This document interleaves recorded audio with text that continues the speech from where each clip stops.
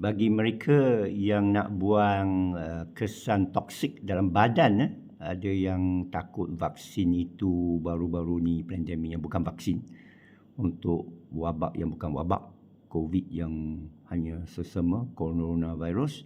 Caranya bulan puasa ini buka puasa dengan cara diet keto, K-E-T-O, iaitu 80% lemak, 75% lemak, 20% protein dan 5% sahaja karbohidrat. Tapi kalau boleh kosong lah. Saya pernah amalkan, Alhamdulillah. Kita cuba, iaitu tinggi lemak, ambil sup sumsum, tulang sumsum.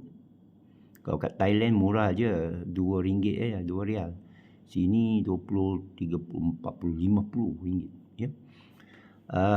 Jangan ada manisan.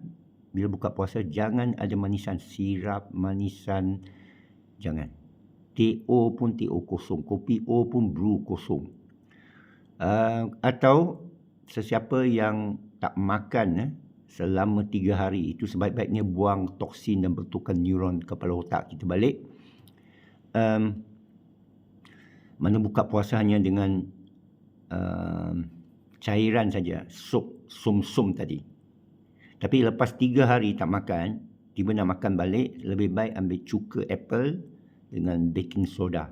Ramuan sikit, campur air lah. Macam jangan manisan, jangan ada beras putih kerana sudah di genetically modified.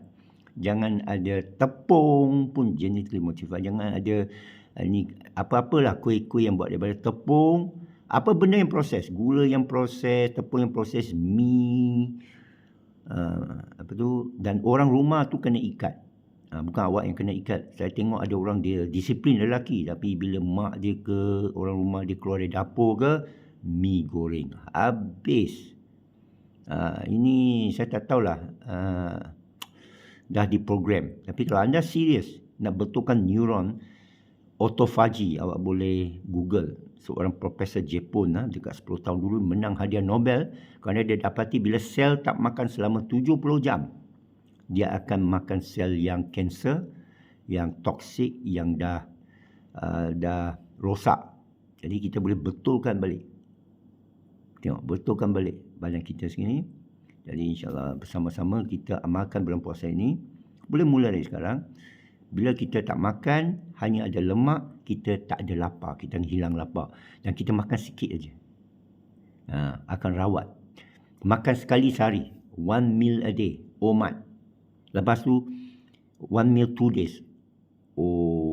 OMTD. Ada 3 days. OM, 1 meal 3 days. Ada orang buat sampai 4 hari. Ada orang sampai seminggu. Saya 2,5 hari. Paling kuat masa di Thailand. Dan hanya boleh lakukan bila keto diet.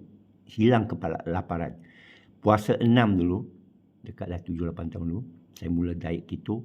Mudah sekali puasa 6. Dulu tak boleh. Berpuluh tahun saya tak dapat puasa 6. Puasa sampai 5. Puasa sampai 4. Sekarang boleh puasa 6. Tahun-tahun berturut-turut. 2 hari tak makan. Diet keto. Orang kafir yang pelupuri tau. Sepatut kita orang Islam. Dia panggil IF kan, intermittent fasting. Tapi cara dia buka puasa tu, kalau tidak, you puasa macam mana pun you boroi juga. Sekarang soalnya awak nak sihat ke tak nak? Awak nak toyiban, bukan halalan. Toyiban juga. Dan masalahnya, orang kita ni, orang Islam ni, dia salah tau akidah dia.